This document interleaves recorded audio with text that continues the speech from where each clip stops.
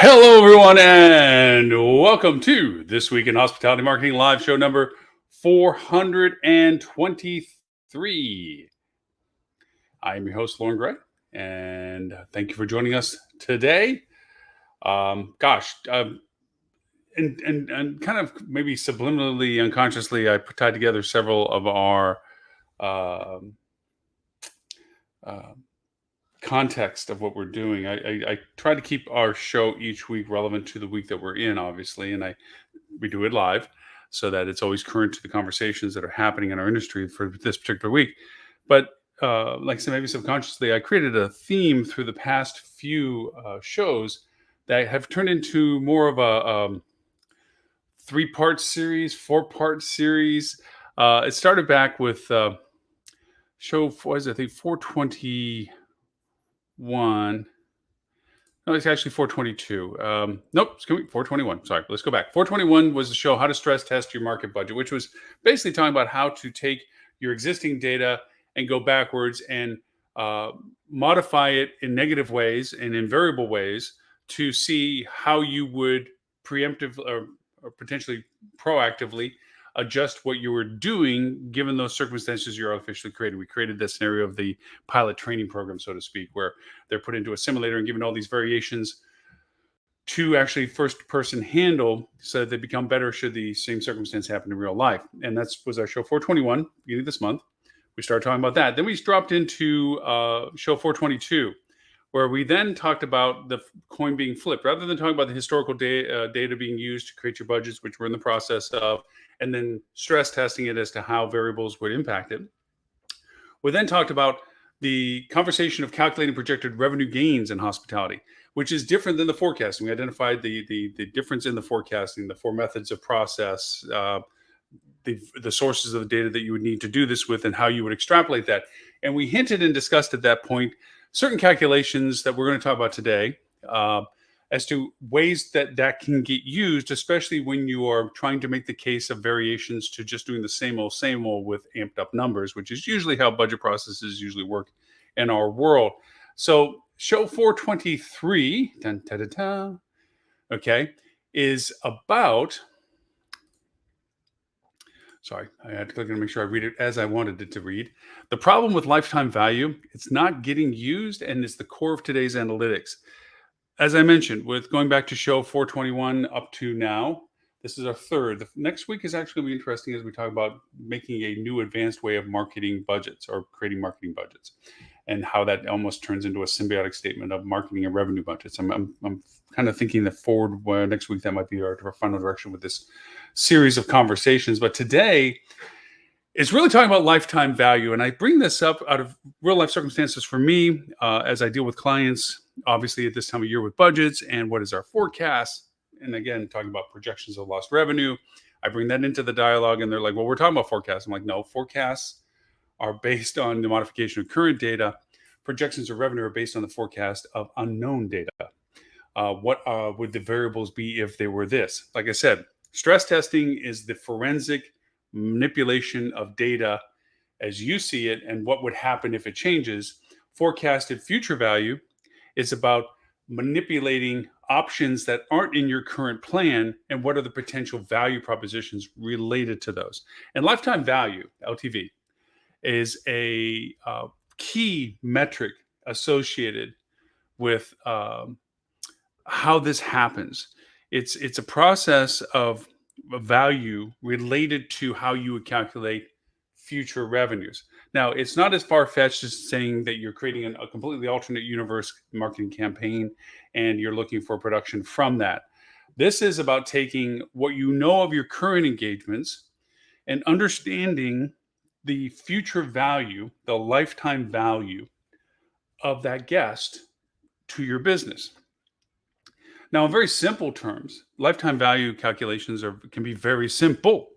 If you have a person coming to your property and they purchase their stay based on durability of occupancy and ADR, so acquisition, okay? So if your ADR is 100 and they stayed 4 days, their purchase is $400, okay? That's their purchase amount. Now, that's very overly simplistic, but let's just keep with it. So that single purchase of $400, okay? So you can go and say, well, that guest was worth $400 for an engagement with me. Now you begin to talk about modifiers as to the value of that guest. Now that they've experienced your product and they've enjoyed your product, and you're hoping that they do from the review and CRM engagements that you have with them and so forth, you're hoping that that guest is going to come back as a repeat guest. Well, put math to that. How often are they going to come back? Over how many years are they going to come back? Now, simple math, just to have a simple stick in the sand for lifetime value, is if they acquired one purchase this year for $400, let's just take that and say next year they'll do the same thing. And the next year after that. And the next year after that. How many years you count is truly based on what is, you can use data, which you should, and the calculation of repeat guests, which we'll get to in as we get deeper into this. But just a stick in the sand, you have industry average, you have brand average, and more importantly, you should figure out your average. How often does the guest come back? To be safe, say 4 years. Just let's make it a nice, easy number, 4 years. So that person that purchased the example we gave of $100 ADR, 4 nights, $400 total purchase value for this year and 4 more, okay, represents $2,000 in full value.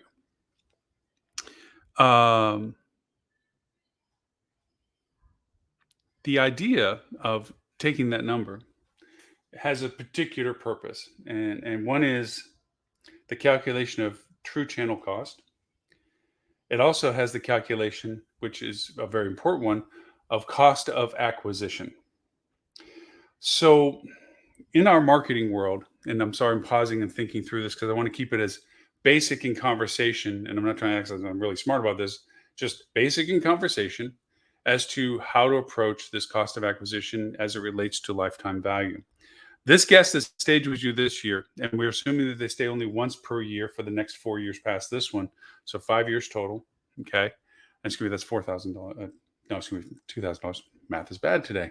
Yeah, and I'm talking about numbers. Yay, good combo. The idea is that is a calculation based on what it costs to get them to stay this first time, which created the repetition of their value. And say, for instance, you look at the cost of what channels they were acquired on, your attribution relationship with them. This is where the GA4 conversation comes in today.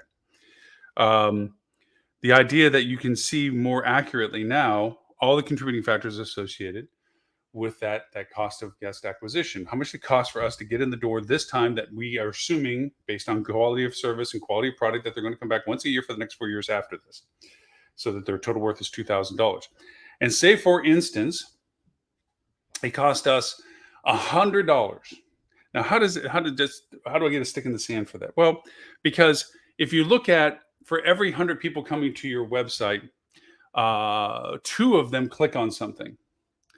That 98 of them did not actually do anything about your website. Remember that conversion of your website, say 2%. Okay.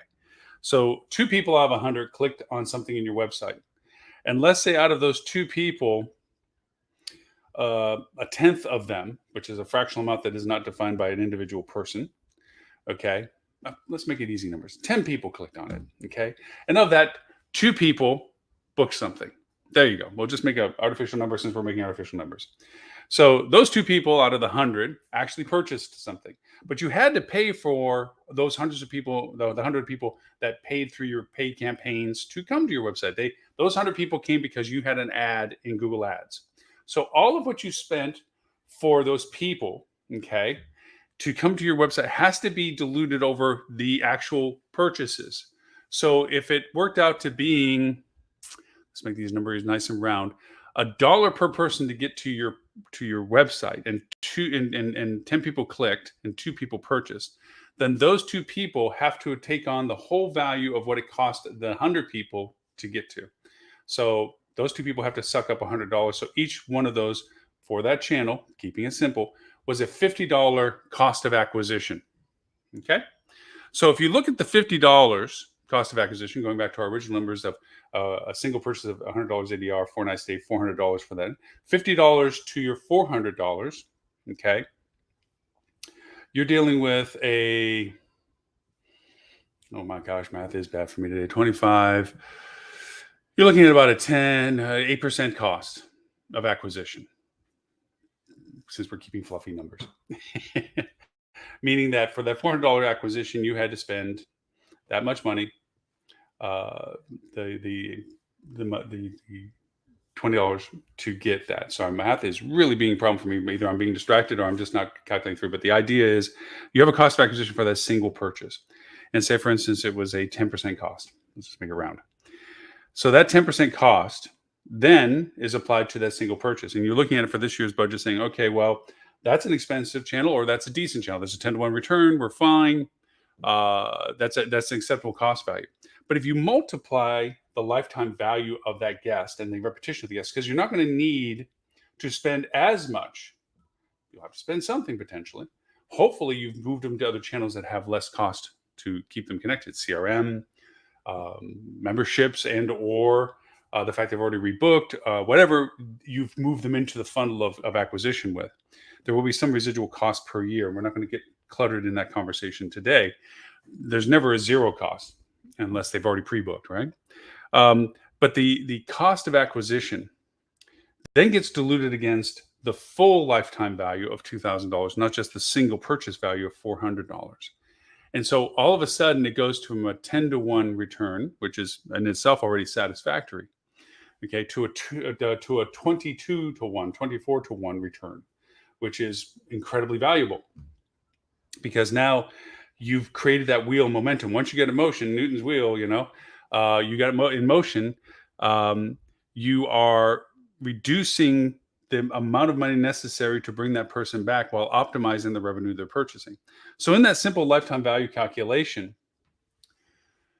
you're assuming very simple numbers. Single point acquisition per year for a short duration of 4 years. It might be longer. Actually, it used to be longer that we used to calculate lifetime value to it. And several different industries approach it in several different ways as to what that value proposition is in the repurchase. Think of automotive industry that the person purchased a vehicle and then they'll purchase another one in 5 years. Okay, so the lifetime value of that guest, if you sell them 2 more cars, okay, over the course of the next 10 years, you compound the value of that first acquisition. Okay, that lifetime value makes it really incredibly enticing for the cost it took to get them to purchase the first time. Doesn't mean there's no cost associated with the residual return of them, but it's a diminished cost. Okay, so that's lifetime value calculation. The other thing I was referring to is cost of acquisition, the amount of money it took for us to get to them. Now, a lot of people, and this is the part that I'm referring to in our topic today of the problem with lifetime value is not getting used, and it's the core of today's analytics, is you have the ability now to better define the residual value of a guest engagement than you've ever had in the history of us being able to do this. Now, there are things that are working against us as to tracking the engagement of our relationship with the guest. Just now, next week, on Monday, iOS 14 fully rolls out. Not that people already haven't, or Apple hasn't already been reducing their cookie duration to 7 days and not allowing longer durations. You are dealing with the fact that a lot more people are opting out and or blocking by using platforms like DuckDuckGo and so forth to not even allow analytical tracking. So you're getting a reduced sample amount of engagement inherently by the users themselves, which means that you have to imply a lot more data based on the data that you're getting compared to the entire spectrum ecosystem of your guests. Your PMS will always be your point of truth on historical guest data. That is the place where the transactions occurred. So any information related to your PMS is always your core source of truth when it comes to how much you actually sold. To whom did you actually sell it? How often does it happen? So now let's start talking about numbers that do influence lifetime value and cost of acquisition. So as an exercise, I did this with a hotel that was looking to develop a membership program, and they were comparing themselves to a lot of the membership programs that are out there. And I say membership programs, they're actually frequency programs. We've had these dialogues in the live show before, where the brand incentives of, oh, stay with us 10 times this year, and you're entitled to a free bottle of water. Wow, that's a reward for loyalty. They put the carrot at the end of the stick that you have to prove worthy to get whatever it is that they're offering. And yet the guest is looking at it going, I don't know if I like you guys that much to make that kind of commitment. You're telling me that if I go through these hoops and do these many times with staying with you, that there's a value reward at the end. There's a pot of gold at the end of the rainbow. Wonder if I don't like you as much as I first thought I liked you, or wonder if I had bad experiences in the process, but I'm dedicated to getting to that rainbow end, and the reward doesn't match the effort. That's what a lot of these things are doing because the value wasn't in the frequency of your stay, albeit it's a value all the same to the brand in particular. It's more about the retainment of your data. The more you engage with that brand, the more they are aware of your patterns of performance and behavior, the more about your travel pattern, the more about your demands for travel pattern, the more divining differences between how you travel, whether it's family, whether it's businesses, combinations of both, how often, how many times, what is your preferences as you begin to share that data about like I like extra pillows or I want more coffee things or whatever. It begins to help them target the future lifetime value that you represent. That's the real value of the membership program. So going back to my story of talking about this with a client about developing a membership program, I told them that they should invert this process. They should create a membership program that is based on immediately rewarding the people that have demonstrated the value that they are to their company. And I'll talk about that in a second. The second of it is that anybody that is not in your direct channel, and I say this of OTA production or wholesaler production or anything else that is outside of your direct channel. Okay. And even if initially for this program, I said, everybody, including your direct channel, you should offer this up. I told them to offer the second highest tier values, keeping the highest tier values to your most loyal and engaged guests, which again, we'll get to, but offer them the best value for it. Right off the bat, you have to do nothing for this, but we're going to give this to you so that you get to experience us in the best way possible. If it involves room upgrades, you're getting the room upgrade. If it involves a discount of their food and outlets, you're getting a discount of their food outlets. If you give preference to a beach chair or a golf tee time or a spa, you're getting it. If you enjoyed that and you do that enough with us by the end of the year, you keep it. If you don't, it goes away or gets reduced. So rather than waiting for the guest to prove their worthiness for them to handle out some bauble at the end, I told them they should hand out the value at the front and make it where the person gets addicted to it and wants to keep that level of engagement. Like, I really like coming back to this place and I really like the rewards I get and the treatment I get because they're acknowledging that they want my perpetual continued lifetime value engagement. That's where it came into play. Now, going back to the highest tiered people, and this goes back to lifetime value. One of the first things I told them was 3 categories of information you need to gather. First, who out of the past year has spent the most money with you outside of group blocks? And even then, I'd say make a list for that, but that's for another reason. Who, as transient business, has spent the most money with you? Great. Who, separate list, has spent the most days with you? Good. Who is in combination of both? Who's at the pinnacle top of the food chain of who spent the most money and the most time with you ever? Immediately reward them with something valuable. Thank them for nothing other than acknowledging that you are now aware of how important they are to your perpetual business.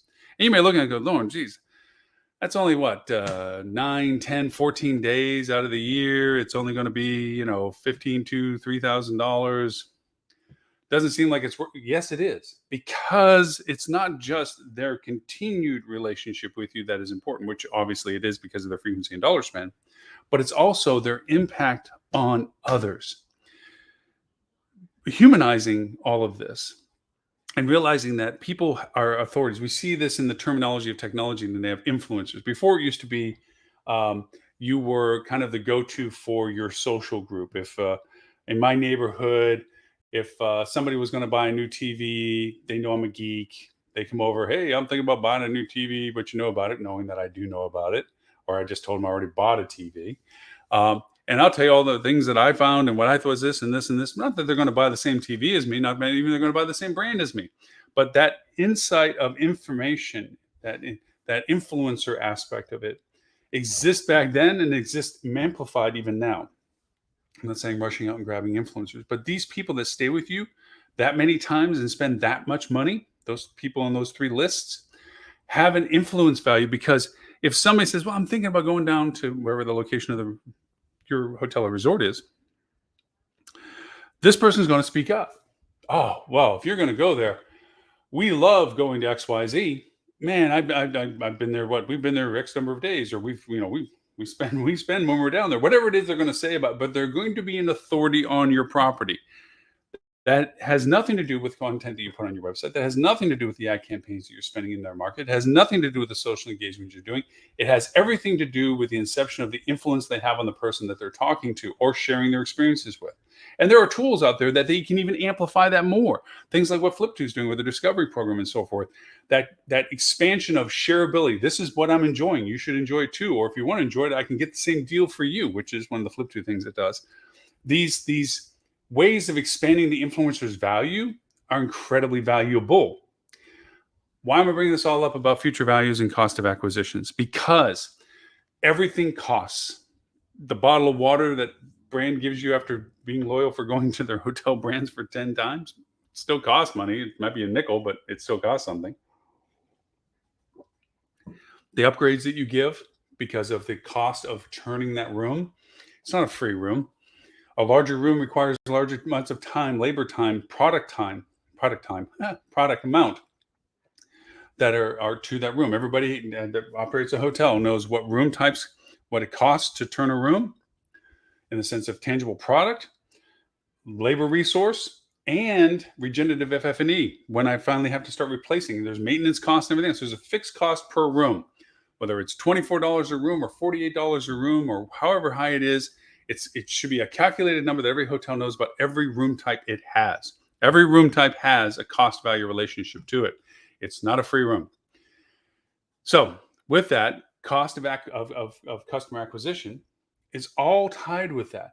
The discount you give to your food is a cost because it's less revenue you get from it. Now, you want the correlation to be that by selling the product even at a discounted amount, it's at least selling the product and not letting it go stale or get lost, just like your hotel rooms, perishable product. And that balance is by far ahead of whatever discounts you offer as an incentive. But the incentives, the cost of the upgrades, the amenity values, the displacement of other business because of the prioritization you give people, all those are measurable dollar amounts that turn into your cost of acquisition for a customer, CAC. That cost has to be compared to the value overall of the guest. So, taking my example of what I told a client to do for their membership program, you're now giving room upgrades, late checkouts, which cause labor cost and issues. Room upgrades has their own cost to it. Discounts for food and beverage has their cost to that. That's a mathematically calculated number. Okay. That's the cost of this program and the cost of keeping this guest. Now, you paid your marketing dollars, as we made a very poor example of my math on, that there's a cost that has to be assumed by those who actually converted, burden to those that didn't. Okay, burden from them. All the costs to get the audience size, to translate that conversion, that has to be burdened by the conversions. So you have the cost of acquisition initially, and nothing goes for free. Future tense, all of your efforts to maintain communication, the platform costs to do that, like Flip2 isn't free, and I'm referring to them as an example, but it's an example worthy of making. All these other platforms, CRM and platforms, stuff, it costs you money. It costs labor. These are all things that can be calculated and at best parametered to have a very good guesstimate of.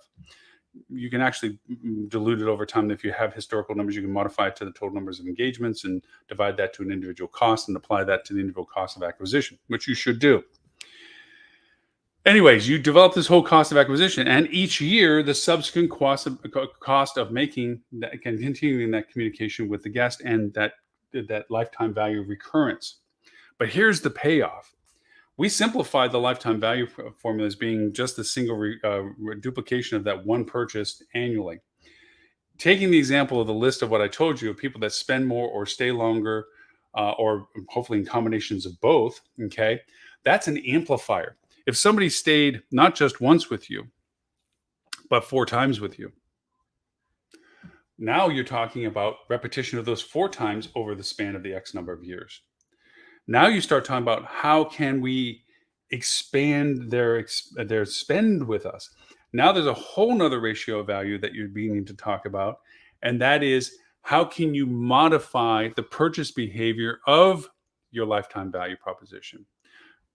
to give you an analogy to another industry, we sold them a basic car when they bought it from us the first time, but now that they're back the second time, they're in a different financial scenario. They have a different demand. Maybe they have a family now, and maybe we can sell them a more expensive car because they're loyal to us because of they came back because they appreciated what we sold them. They appreciated our engagement with them and the value with them and our communications with them and everything else with them. And so we're going to sell them a more valuable car. Okay. Better margin for us. And then after that, maybe even more so. Okay. Now they're in a different level of demographics and they want to spend more money on a more affluent car. That's an example. Same too with our guests. Membership is a lead to getting them to want to spend more. People that think that their perception of saving money means that that money now is freed up to be spent on something more that they want. So instead of buying the basic breakfast, they decide to go for the custom breakfast. Just saying.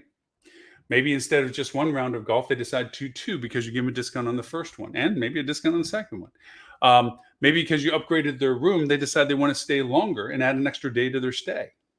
These enhancements of the value of the lifetime are modifiers you can apply to your lifetime value. So now you start getting additional modifiers in your lifetime value program. It's just not value and frequency, okay? But it's now value times frequency times expansion times the frequency of all of that happening repetitively. So if a person is coming to you 4 times a year and you increase their purchase power with you or purchase spend with you by 10%, that factor of 4 times, 10% increase each time to the next 4 times, increasing by another 10%. Okay. And we're not even expanding the frequency yet. We're just expanding the value of each transaction value times the next 4 times 10 times percentage growth of their spend times that again.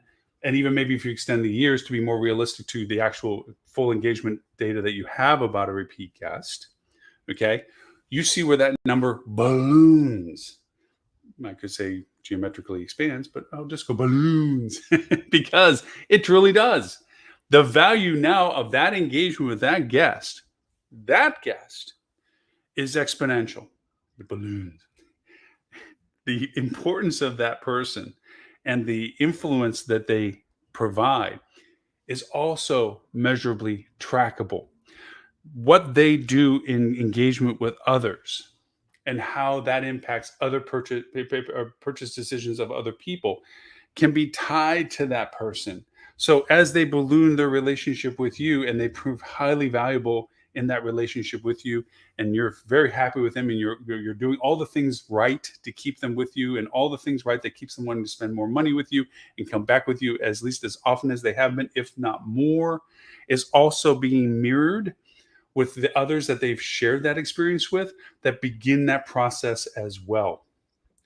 This bottom of the hill mentality about lifetime value is critical in your modality of how you approach business. Okay. And that's the problem with lifetime value right now. It's not being used given the world of GA4 that we have. It isn't realized how incredibly valuable this new ability of getting data and using that data in the scope of lifetime value cultivation creates. Okay. And with the AI, and I'll use this from one of my team members, Aaron, he explained it eloquently when I was struggling with the custom audiences, what they call segmentation now. I was always of the old school of define the persona from who you want to pursue and then create a structure to net them in, so to speak, target them to bring them, becomes a self-fulfilling circle. And he said, no, Lauren, you have to look at it as creating audiences of what you want to track for how people engage with you and then going back and identifying them in the ways that make sense. That you can then use that information to say, they do this, they come to my accommodations and purchase a room. That's great. They looked at my booking engine the past 30 days and didn't book. That's a definition too. Then who are these people that are doing this? And then you begin to create the persona relationship, understanding who those people are. So you can better define whether or not that's a usable insight for other ways of approaching, getting the message in front of them. All that being said, small sidebar there. He says GA4, Google Analytics, it's not so much about being how we've traditionally taken analytics all this time with Urchin and Google doing everything, whereas it's a matter of measuring metrics. He said GA4 is about Google's desire to define why, tracking signals, okay, that it's about creating audiences, okay? And that resonated with me that we're looking at analytics still from the pathway of what do I want to look at compared to looking backwards, where are all these people coming from? And defining them as to their source of value. And that's a different perspective. It's either here or there. There's two different. It's a polarity of perspective, and but the idea that GA4 is based more on creating audiences than it is about analytics. The analytics is the byproduct of the audiences. It's giving you numbers related to what it's seeing. That makes a defining difference. That whole value proposition of looking at the current ability, not just for attribution string, allowing Google to tell you its magic box of how it thinks that the little pieces work together, of how much social was involved in your ads and your content and your website and anything else that contributed to it, display ads, OTT, meta search, whatever, and tracking all that as to a value proposition of this business, which it does. If you open it up, if you stop blinding yourself to, I wouldn't say blinding, if you stop trying to equate it to how you used to look at data and look at it for the value that it can now be presented to you, massive perspective difference. Anyways, digressing on a tangent. The idea that lifetime value and the ballooning of value of that particular person and the engagement of them and the ability to track how that engagement occurs with them and the value propositions that they find valuable and rewarding them for that relationship and the expansion of that to other growth by their influence and creating that same pattern with them means that it's not about what I call the Disney marketing method. I don't mean any disrespect to Disney, but Disney is a monster in the sense of volume of people, not monster in any negative sense at all. But the idea that the way I call Disney marketing is they come up and say, hey, I want to buy a ticket. Well, it's $200. Woo, I don't want to spend $200 for it. Well, then get out of line because there's somebody right behind you that will. And this is true. That's the Disney marketing. Okay. I'm only worried about the single transaction. And if you don't like the single transaction, sorry, somebody right behind you coming to my website does. If you think my ADR is too high, maybe it is for you. But there's somebody behind you that doesn't think it's too high and they're willing to pay it because that's what they want, is what we offer. And it sounds arrogant and it comes off that way maybe slightly, but it is the bravado of knowing your value and worth and saying that I'm not going to lower my rate just because you don't like the rate I'm offering. My quality is there, my product is there, my location is there, all the variables that you want to define as being valuable for why you're asking for your rate, then that's the rate you offer. And not everybody's going to want that. I'm from a small story. I had a beach hotel resort that we ran, and we had a beautiful beach area. And we had tons of wonderful weddings out there. And we constantly got people that would come over and go, hey, we just want everybody to park in the parking lot. We just want to walk out to your beach and we want to take some pictures for our wedding with your backdrop. And they got mad at us when we told them, no, we can't let you. And they're like, why? We're not doing it. We're not going to bother anybody. We're just going to go right over there. And the sun sets. We want to take some pictures and so forth. And it sounds terrible. But the idea was this. We said, listen, to do that with us, you have to have the wedding with us at this price. You can't, well, we'll have the wedding with, but we just want, be able to do this and have some cocktails around the bar afterwards. No, our base wedding was, I don't know, something 20,000 at the time.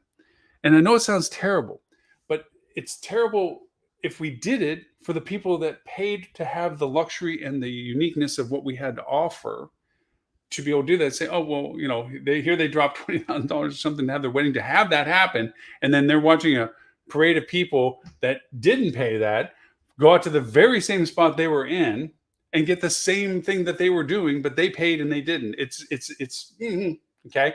And again, there's the concept of you like doing what you can for the people that may not be in the margin for being able to do it with you financially. But the people that paid for the building to be built there didn't do it so they could turn into let's just let anybody do that in front of us. It's the idea of what business was born for in that sense. It also made it very special when we could offer that to people that couldn't financially pay for it. It added value to it because the integrity of what it was really worth made the impact on them that they felt special because they were allowed to do it without having to have that financial amount. And those circumstances were cherished. And the people that did pay and they said, wow, they gave that to them, but what a wonderful story, heartfelt. That seemed like a beautiful thing that they did. And they actually think of it positively. They don't think that they were robbed of something. They appreciate the fact that it was given to these type of people for whatever merit they had for doing it that way, and that they don't feel ill for that. That kind of perception of value has to be maintained. If I go over and have Mercedes Benz, what are those little bricky ones? The ones that they are the very expensive ones, and I just sold it for $20,000. You'd wonder either what is broken, or two, is it real? Or if I sold enough of them, people begin to diminish the value of the vehicle because look, you're asking for 150,000 over here, but this guy's selling it for 20,000. Either he's really silly, which I would be, or it's not worth 150,000. Perception of value is a key element to what we do. Same thing we do with ADRs. So that perception of value, where I brought all this up for, is also upon your guests and their lifetime value.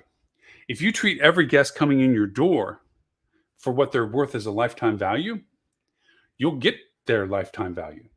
If you treat them like I call the Disney model, where if they don't like it and they leave, knowing that you're basically telling them somebody behind you is going to pay the rate that you're asking for, then you're not going to get them to stay. Not those people. But the idea of calculating lifetime value changes the perspective of your costs of acquisition in the year that incepts this, the inception of that relationship with them. If you're only looking at selling one person, one rate, one day for one stay, you'll treat them at that level of value. You'll be like, yeah, okay, so you don't like my breakfast. I ain't seeing you again. You're just driving through. What do I care? Two things with that. One, the lifetime value of that individual is gone. Two, any influence on anybody else that turns into a transaction, even a singular transaction, is gone, let alone the lifetime value of that person. And I'm only talking about one person they're talking to. And we know we don't only talk to just one other person. So it's a ripple in a pond negatively as to treating that person as if they don't have durable value with you. If you treated everybody as, what is it? A friend of mine says, you met every woman as if they were going to be your wife. How nice you would be to everybody. Same to in reverse, I guess. So the idea that everybody's treated for the worth that they are. I mean, there's analogies out there of the story of a man giving his daughter a classic car that was kept in the barn and going to the used car dealer versus a collector, and measure your own worth. Lots of analogies of this, but the idea that looking at a guest for their singular purchase value is a disrespect to both your business as to why it's built by brick and mortar and why you charge what you charge, but also to the person more specifically, because that's not them.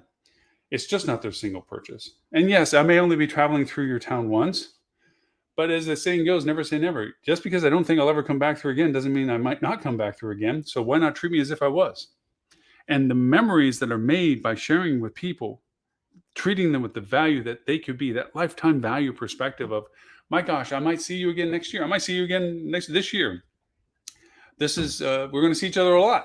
You invest in friendships, you invest in relationships, you invest in guest relationships.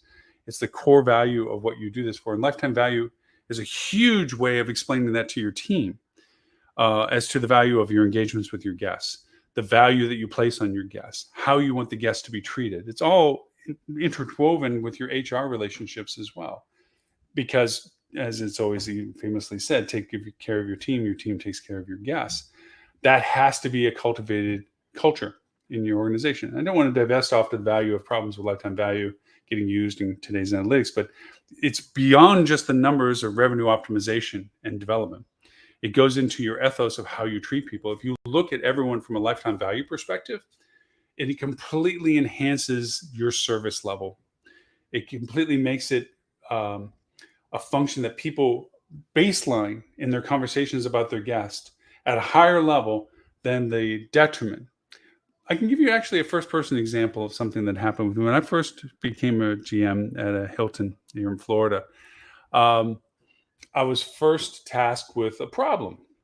I was having an exec meeting, and the front desk agent came back to the exec meeting going, "He's here again." And everybody just rolled their eyes. I was new. They were there for a while. And I said, "I'm sorry." He says, "Yep. Tom, let's just make his name up. He's out front again. What's he want this time?" One of my team members said. "Well, he still wants to use the parking spot." This guy never learned. I'm like, "Well, hold on. Fill me in with Tom. I'm trying to, new GM. Well, tell me about what's going on. Let me figure out what's going on. Why you guys are all rolling your eyes, whatever. And they said this guy, he stays a lot at the hotel because he has a business where we're at, and he travels over persistently, and he keeps a car over here, and it's a very expensive car. It's a Mercedes sedan, something or other. This goes back a few years, by the way. And he wants, for safety and for the fact that he's, this is his second home for all practical purposes. He wants it to be where he can always persistently get to it, which is out in front where we have our shuttle buses and so forth and what have you. And not that it's in the way, but we get asked by other guests, why does that guy get to park there and I don't? So I said, okay, I understand that. So why are you rolling your eyes about him? And he's like, everything's a problem for him. We've changed his rooms. We've tried, we put him in the worst rooms because no room is right for him. He always has this particular problem with this or that. He wants the same thing over, and if we don't have that room, he gets upset and constantly telling us how we want to get moved to the room, and he constantly wants us to move the room. I'm listening to the story and I'm going, huh. So I asked the revenue manager at the time, actually reservations manager, this is how far back it goes, how often Tom has been staying with us each year. It was like 150 days. I'm like, what? So does he get a super discount? No, he just gets the honors rewards programs and so on. So we have a man that is staying with us 150 days. And he likes a certain room because of the size and has a desk. Wow, duh. Brain, why wouldn't you? If you're working, you're living, you want the extra space. And you keep shoving him in little crappy little rooms to discourage him from bugging you. And he wants to use a parking space that is not being used by us regularly, but creates conversations that you don't like with other guests when they see him pull in there and park, why they can't do that. Huh. Okay, I'll go talk to him. So I go out to the front, and they're all kind of like peeking around the corner, watching. And I walk up to Tom, and I just reach out my hand, and he notices, oh, so you must be the new GM around here. And he's expecting what he's been expecting from the team before I got there. Same stuff. Well, we can't do this, and this is. And I just went up to him and said, Tom, first off, I want to thank you very much for being the guest that you are for us, that you are here as much as you are. And I want to reward all aspects of that. That parking space, I understand that you're just asking about and so forth. They told me that what you're asking for is go right ahead. Please keep in mind that if we ever need it for our own functionality, we'll ping you and just say, hey, look, can you not use the space today because I need 2 shuttle buses today and I need the spot there for immediate usage and so forth. And he's like, yeah, of course. That's no problem. And, the room type you're looking for, the King Suite or whatever the heck it was at the time, I'll always have you slated for it because you've been always persistent. You've not really ever canceled. Just do us a favor that if for any reason you feel you're not going to make it, let us know, because as you know, it's a very popular style room for us. And a lot of times our groups want those ones and so forth, but I will always make sure that you have it into that room type. And this is way before you could ever permanently assign room types. I was just going to make it a note every time on his reservation days ahead that we were booked into it. So we didn't oversell those types of rooms. I said, but if ever I did, I will give you plenty of heads up that I just couldn't make it work that time, but my priority is to always make it work. He's like, yeah. I said, I noticed, you don't really come breakfast down too often and stuff like that. I says, oh, yeah. It just gets too expensive. No problem. You're going to have a permanent, I don't know what I gave him, 20, 25% discount breakfast every day. Please come down every day. Always make your breakfast. Heck, I might join you for a cup of coffee in the morning. Totally blew this guy backwards. He's like, I did not expect this conversation. I said, well, I'm sorry that it was a surprise to you because it should have been when it was there the first time this all started occurring for you. I said, you represent a huge investment into us, and your dedication to us should be rewarded. I got to tell you, he was the best eyes and ears I ever had in a hotel. He would tell me where there was paint that was faded. He would tell me if there was wallpaper that was peeling. He would tell me about if there was an issue with guests that my security may not have caught. He would tell me the sentiment from people he was having breakfast around as to how group activity was going. He was incredibly polite to our entire team. Never was a problem about the parking that we gave him to use. And actually, it turned into a positive when guests would say, why does he get to park there and not us? He stays with us half a year. Oh, yeah. And that makes it convenient for him to be able to, oh, wow. And it turned into the fact that we were so, that because we're willing to do that for someone, that showed that we cared about our guests, that we weren't just treating everyone like numbers. The whole positive effect, it was one of my proudest things I did as a GM, was turn that from zero to hero. Because the team all of a sudden realized the dark path that they were on and how counterproductive. They were actually discouraging this guy to come back because they didn't like dealing with him. Yet he represented our largest user of our hotel over an annual period. But he wasn't getting discounts a lot of times. I mean, honors programs and so forth. And even then, every once in a while, I'd throw him a discount if he was staying more than 5 days on one of his stints. It'd be like, hey, dude, you're here for 5 days. We have a offer for 5+ day stay of an extra 10% discount. We just put it onto your bill. And he was flabbergasted that we did that without saying, well, you lucked out. You didn't book that way. You should have booked that way. No, we watched out for him. Those kind of things translated to the lifetime value calculation that I'm talking about today in huge ways. Because then I started getting business from people going, oh, we're a friend of Tom's. Tom told us that if we come here, this is where we have to stay. They would be actively seeking out me or my front desk manager because she turned perspective on it. And my reservations manager turned perspective on it. And all of a sudden, he had a bunch of friends that watched out for him. And the people he would send, he said, don't stay anywhere else. Stay there. Talk to Lauren, talk to Debbie, and just, it turned into an incredible positive for what started out as an incredible negative. And it was one of my proudest things that I saw for what I thought it was worth and changed the story and the optics on it. Both buzzwords that didn't exist back then. So the lifetime value proposition, if you infuse it into your perspective, not just from a monetization point of view, but also from a cultural point of view, has huge positive ramifications for both. The cost acquisition, cost to acquire customers, is a mathematical number that should always change. I don't ask people what their CAC is as a static. I say, what is your current CAC? What is this year's CAC? Because every year has different variable costs. You have to infuse in your capital expense into your CAC. You have to infuse in your labor variations. If you're short on labor and high on overtime, that changes your CAC. Because it influences your cost per room. It influences your cost per service when it comes into your restaurants. It influences a lot of things.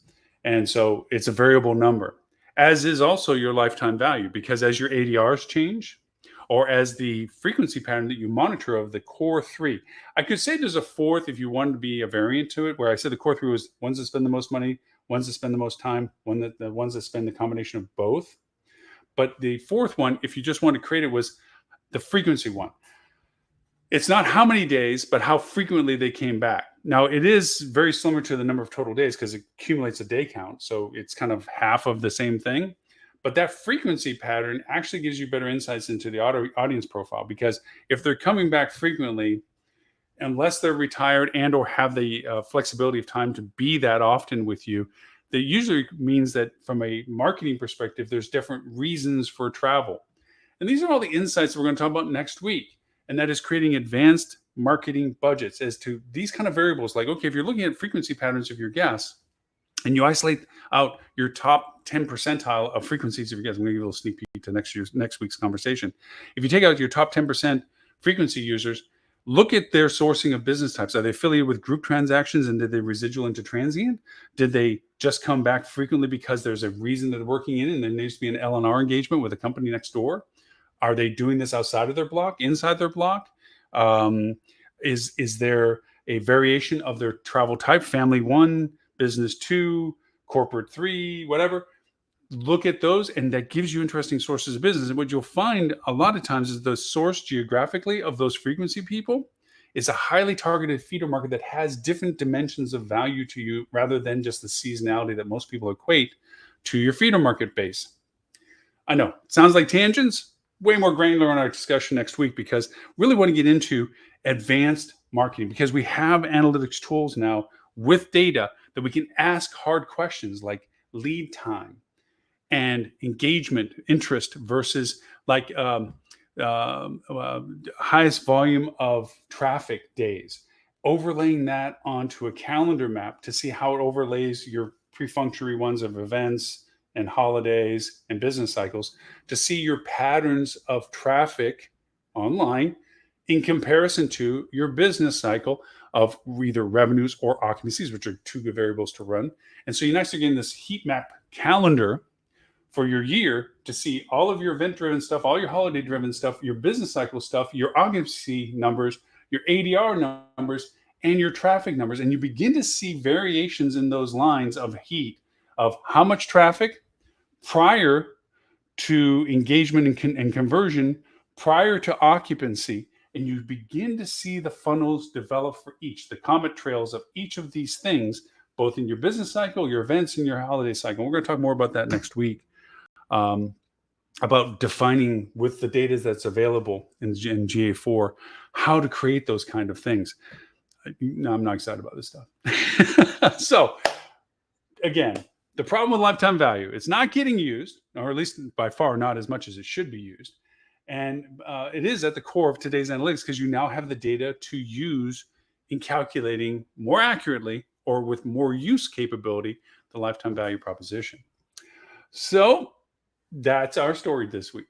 Thank you very much for putting through it. And sorry for the bad math at the beginning. I actually am going to have to write this down. It's like, wait, was they're figuring out the cost per acquisition, 100 people, 2 actually converted. No, that's 10 to click, but 2 that converted. Sorry about the bad math at the beginning. The math does work. My brain just wasn't.